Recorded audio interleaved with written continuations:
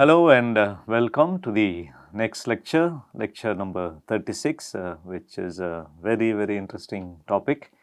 It is the contest between the Western and indigenous systems of medicine.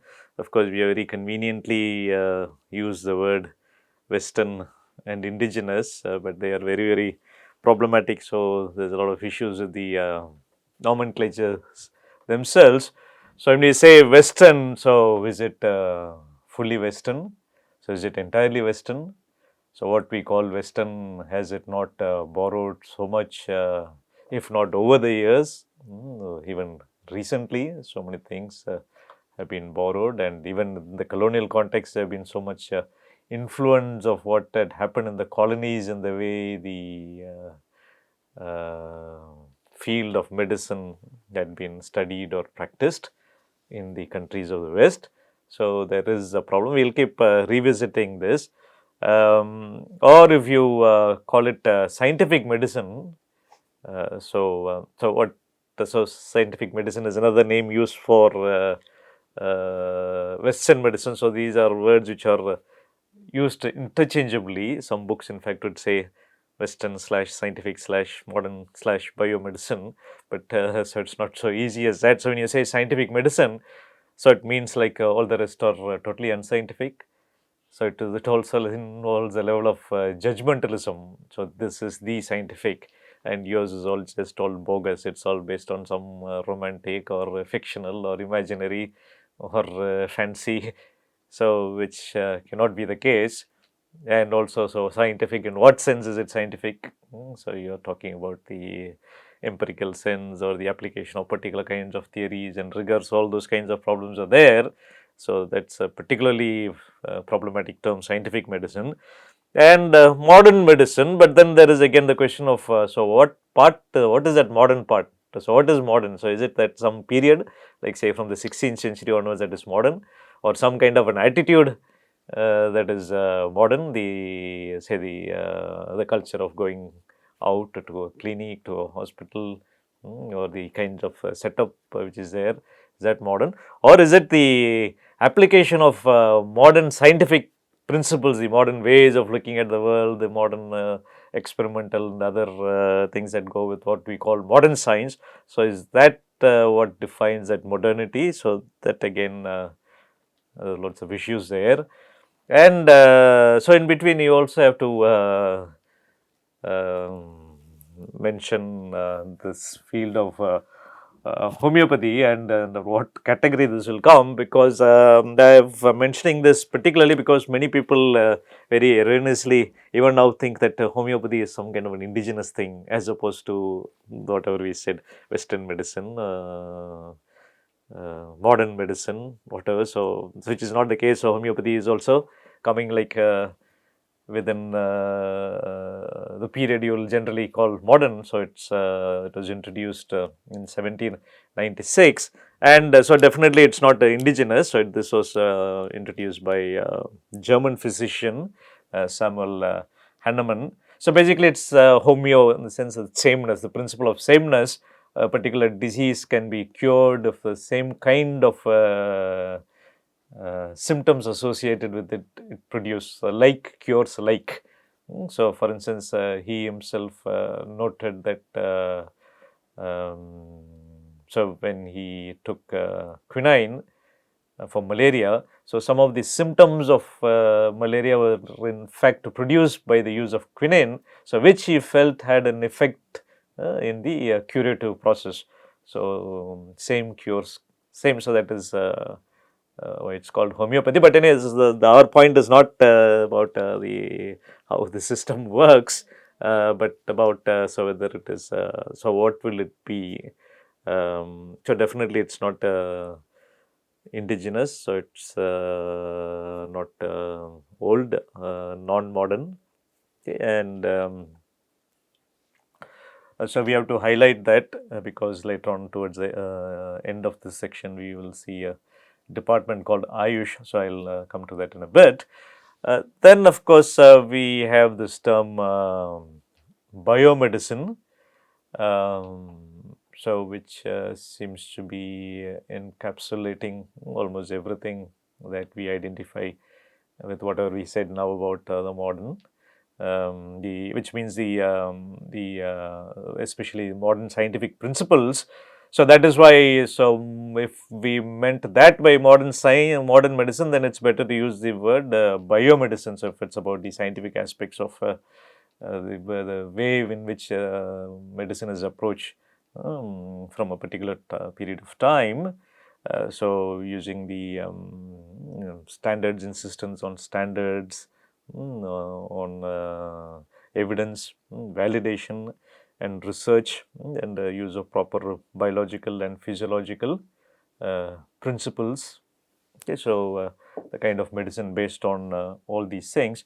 But in our case, we will use the term Western, considering the particular historical context. So one is that biomedicine is a term which is more recent, or definitely that was not a term which was used at that time. But many of the players that we come across, whether it's the Europeans or the Indians, so they were conscious and they were more using this term, so seeing what was coming from the West as Western medicine, as opposed to what was in here. But even there is a problem. So what is indigenous medicine? So what do you call indigenous? So is it the kind of medicine which is using drugs based on indigenous pharmacopoeia, materia medica, or is it the kind of medicine which uses materials, whether it's ores or plants or herbs, which are available and produced and cultivated in a particular localities, in this case India? Or is it the kind of medicine practiced by local indigenous personnel? Then there is a problem there, because people in India were also in due course practicing.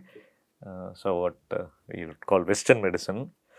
Or should we call that as medicine which original in India? Then that would leave out Unani, because that was born elsewhere in the Arab world, but by this time considered in our discussions as indigenous. So will that mean then anything excluding what came in recently? So that is what came in the modern period. Whatever came from outside. So that way then Unani can be in, and whatever the British brought can be out. So by that time Unani is indigenized. There is so many 5-6 centuries of its coming. Or should it be everything that is within, but not in the European British systems or pharmacopoeia? And also, even after all these, to arrive at some kind of a definition of indigenous, so is there only one kind of indigenous? So can we have a monolithic, can we talk about a monolithic or indigenous system? So in fact, within that we have the textual tradition with long traditions, with the standard text or texts they try to standardize, especially during this period. So then there are those folk traditions, then there are tribal traditions in the distant hills and isolated tribal populations. And within the textual traditions, the more organized traditions, there are others which are not exactly the same. So Ayurveda and Siddha, as we will see later, which had a lot in common with Ayurveda, but then it took its own identity from the 1920s in the Tamil speaking world of southern India. Then Unani, of course, which is very organized and its textual tradition, but which had come from the Arab world.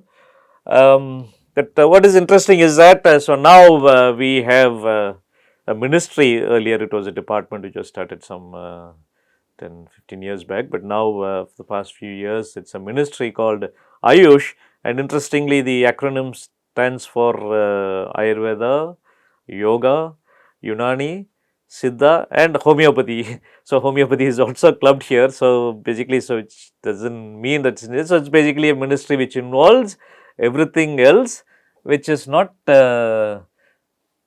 under the rubric of conventional medicine. So see, the irony is what is now another term used for, especially in the Western world, another term used for Western medicine or modern medicine or biomedicine is conventional medicine.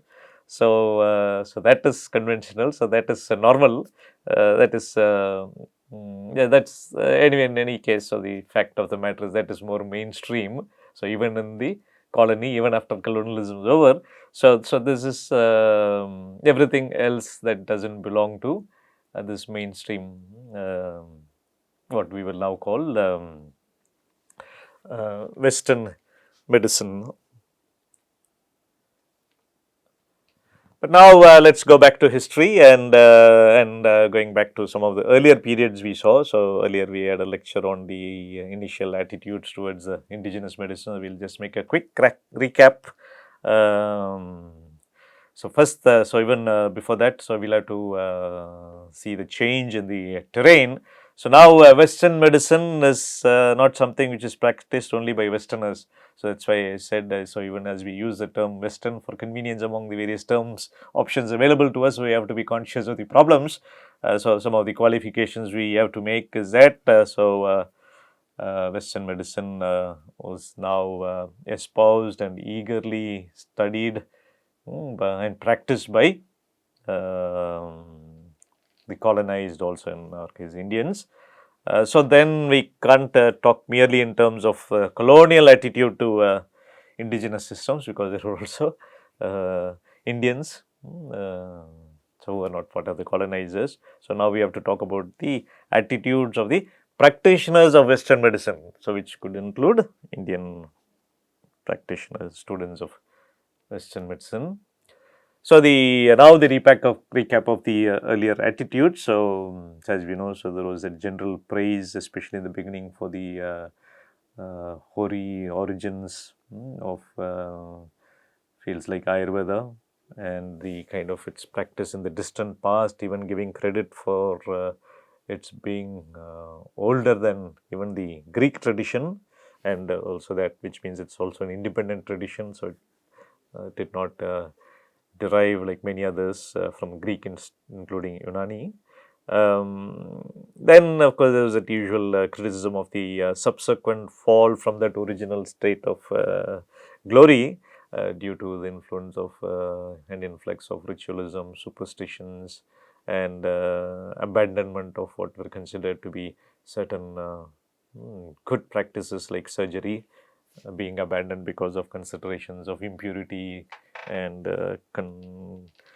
concerns about coming in too much of close contact with blood and dead bodies. So there was criticism about abandonment of anatomy and all that due to these kinds of influx of various socio-cultural, unwanted socio-cultural elements. And of course, there was the appreciation about the rich materia medica, but also the recognition that the world has now moved to more scientific form of pharmacology, rather than endlessly going back to the materia medica and depending on the herbs themselves. Rather, there are new ways of producing the essential ingredients or the effects of what was there in the particular material in more synthetic or other ways. And then there was the criticism about all of the successes and working efficacy of indigenous medicines being merely due to having acquired by practice over the years by crude empiricism or dark blind empiricism without actually knowing how it works. They know somehow it works. So and in more intemperate moments, this critique would go to the extent of clubbing all Indian medicine, indigenous systems indiscriminately as quackery. And so much of this kind of attitude continued in the period that we have now come to, the late 19th, early 20th century. And this is particularly so, especially because now the terrain on the other side has also changed with path-breaking developments. So just as vaccination in the beginning of the century, so in the 1800s, made variolation look very barbaric, because vaccination looked now more scientific. Now after that, so many developments in so many fields, the coming of new fields like bacteriology, parasitology, the starting of Pasteur institutes and more vaccines, apart from the smallpox vaccine. So now we had vaccines for rabies, plague, cholera, and all kinds of things. So all of these looked the others, especially indigenous things, even more old and outdated and archaic. So therefore, the criticism of the unscientific nature of all of them further intensified, and the IMS officers and the colonial medical establishment was against any kind of accommodation with indigenous systems, so no compromises, and because they were convinced that if at all there is anything useful left, so we have studied everything and we know that there were things which are done so well in the past, there is such materia medica which is rich and all that, and now we have understood everything, and then we know in comparison to what is there in Western medicine is not much, and if at all there is something useful, some residue, fruitful residue there, it has to be fruitfully incorporated into the Western medicine. So instead of granting them status, treating them as systems in their own right. And now another important development is that the resistance was no longer based on the above kind of contrast based on the scientificity and other concerns on that plane. So now there are also personal interests coming into play.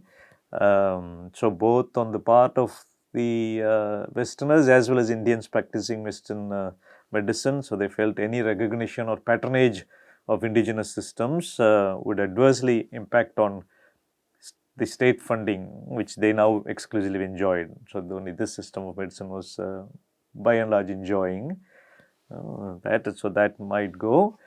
So why this question arises at all? Any recognition of patronage? Because as we will be seeing, so we have to see the political situation around.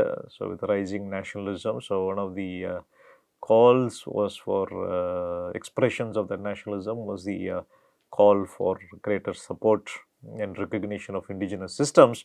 So the people on this side, so including Indians, were worried that any kind of yielding to those kinds of demands would affect them, the monopoly of the funding and support they were receiving, and their practice will now be affected if there are other recognized competitors. And also they felt that so once they come and they are recognized, the indigenous practitioners, and if you're rubbing shoulders with them, so that would then make them look unprofessional or maybe even untouchables, especially by colleagues back home or colleagues even here, other Western practitioners of Western medicine. So therefore, any kind of accommodation, any kind of syncretism, taking the best of this and that and practicing. So any kind of legitimacy given to indigenous systems would not be prudent from the point of view of the practitioners of Western medicine. But however, everything was not that one-sided and that biased.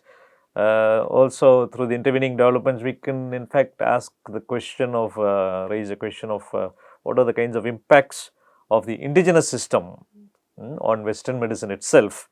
And it's also important to take note of the continuing limitations of state medical system in India. So in spite of so many decades of its practice and the state by and large backing it, so there are still enduring limitations. So one was that the reach of Western medicine was still limited given the vastness of the country and the remoteness of several areas. And most of the practitioners of Western medicine, including Indians, they were mostly in the towns.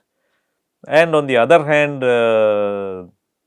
indigenous alternatives were more immediately available and also more cheap in the hinterlands.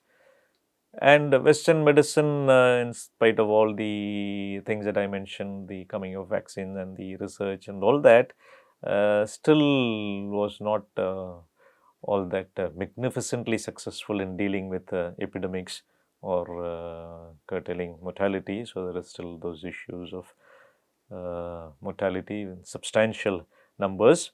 And there, of course, there are cultural considerations of the indigenous systems being more culturally immediate, less alien, and other such things. So, when we are talking about the impact of indigenous medicine or the rising voices of revitalization, so what are the kinds of impact that they had on state medicine? So, those will be the revitalization movements themselves will be explained in a separate lecture, but here we can talk about some of the impacts already happening. So, for instance, someone so central to the state medical structure, someone at such a high level as the Director General of the entire IMS. So, someone of that standing himself was a significant exception to the medical establishment's attitude. So, he felt convinced that many of the empirical methods adopted by the the practitioners of Ayurveda, the Hakims, the practitioners of Unani. So, their methods were of the greatest value, many of them. So, this is not just an opinion sitting somewhere. So, this is based on his intimate experience, on his observations and reflections by 36 years of his own stay in India. And he also felt somehow that there wasn't much of a difference between the medicine of the West and the East, except that the former had moved a bit ahead with the times, while the later the indigenous systems had stagnated. And so he was also against this tendency of indiscriminately clubbing together all indigenous systems, all kinds of practitioners as quacks.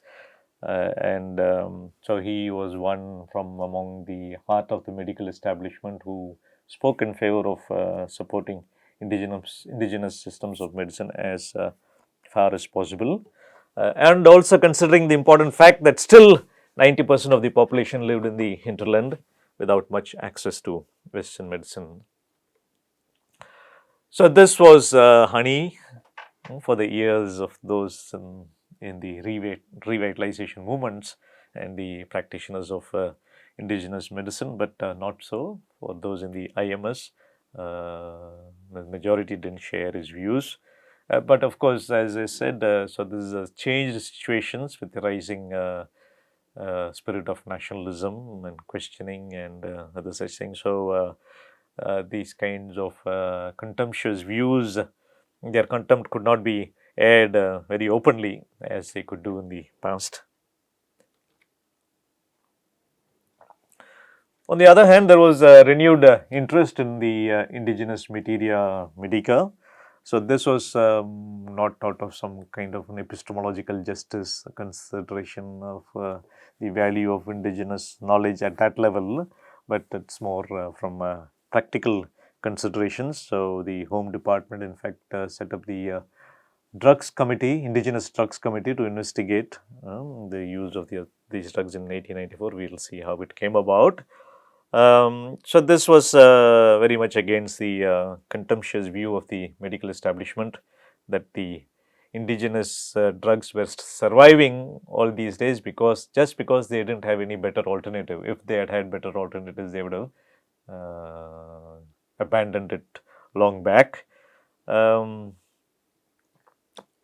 in spite of that kind of attitude, the drugs committee was set up, and also Indians trained in Western medicine, they also, in spite of having their legs firmly, or maybe we can say they still had one leg or one part of one leg on the indigenous side also, particularly they had an eye on the indigenous drugs.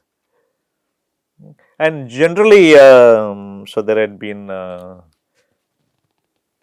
lot of interest from the beginning in indigenous drugs, and especially there is a connection between botany and medicine, and it was also part of the company surgeons' interest, both in their practice as well as in their education. So they were well trained in botany also as part of their medical training in some of the best schools in England. And there was also a long tradition of investigating indigenous herbs, minerals, ores, and the usage of them and their presence in the market. Like so many of them used to be called the bazaar medicines. But though this kind of a tradition was thriving, there were all kinds of difficulties and complications, because in the early days they were depending almost entirely on local informants, and the reliability of the veracity of what the informants said was always uh, doubted. You can never be sure if you're hearing the right thing. And then there was also a problem with the nature of the names. So they complained that several things are called by same name, and the same thing was called by several names in India, especially plants. They had these kinds of confusing um, situation in nomenclature. But in spite of all that, so there was outstanding examples of personal interest, like J.F. Royal, who was the superintendent of the Shahranpur Garden, which was at the foothills of the Himalayas, was therefore having a more temperate kind of a climate. So it was a 40-acre botanical garden. So during his time there, and even otherwise, he had spent a lot of time collecting, cultivating, studying, and recording the medicinal values of several plants. So even he had merchants deliver to him seeds and plants from Kashmir. So when they went for trading, so they would bring back from such faraway places and in between. So and he meticulously classified and studied the medical usage of various plants as used by the local practitioners. So that kind of a tradition was renewed, and one of the main reasons for that was the starting of the local and international exhibition. So many of you would have heard of the Paris International Exhibition, London International Exhibition. So starting from the mid 19th century, so this was a new culture exhibiting to the world the best of human creativity. So from different fields. So that could include medicine also. So for instance, in the Calcutta International Exhibition, so the large samples of indigenous drugs were exhibited. And also in the Indian Medical Congress, which was held in the year 1894 in Calcutta.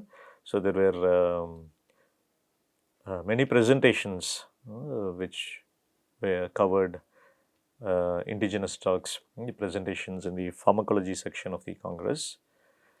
Kanilal Dey was the section president of the pharmacological section. He called for serious trials of selected drugs at hospitals and dispensaries, and also for the cultivation of medical plants in farms which the government should set up. And he also championed the cause of marketing them through exclusive indigenous drug emporiums. And this was also ensure the constant supply of the indigenous drugs. So this will increase the ready availability of indigenous drugs at all times in all parts of the empire. And the Medical Congress passed resolutions which supported these kinds of ideas, and these were taken very seriously by the government as well. And one outcome of it was the setting up of this very committee that I said in 1894, the Indigenous Drugs Committee, which did produce reports, but encountered difficulties and hostilities which were expected from the practitioners of Western medicine, especially from the European practitioners, who felt that this was unnecessary experimenting with unknown and doubtful drugs when we already have drugs whose efficacy was well established, already known. But in spite of such hostilities, the investigations continued intermittently in response to the constant pressure and demands from the press and nationalist politicians. So that was also on the other side. So while the physicians or practitioners of Western medicine were pulling on that side. And one of the interesting outcomes of this investigation was actually the use of these investigations to, in a way, marginalize indigenous systems in a scientific way. So there were since they were finding out so much use and validity and efficacy in a very scientific way for all of these things, they said so we may as well incorporate them into the Western medical system. So that way, so they don't need to be given the status of separate systems, indigenous systems, indigenous medicines need not be recognized as separate systems. So in a way, very ironically, the very detailed investigation of the drugs was had the danger of going against the system, the indigenous system and the recognition as systems. And so this also gave the very confident stance to the colonial medical establishment that whatever useful has been identified through these studies. And interestingly, an Indian practitioner of Western medicine and at the heart of it, the IMS, and also a professor at Calcutta School of Tropical Medicine, Ramnath Chopra. So he chaired another committee on indigenous drugs in 1930 when that committee was set up. So his report also advanced the views that Indian drugs may be advantageously incorporated into Western pharmacopoeia. So there was no need to revive and recognize the systems themselves. So you see how, so this is an Indian cell, but then very much part of the Western medical system. Chopra chaired one more committee, so closer to independence. So now this had a wider mandate. So what should be the nature of the state's relationship at large with indigenous medical systems? What kind of support, what kind of recognition? So where should the indigenous systems of medicine be, especially in the new country that is to be born?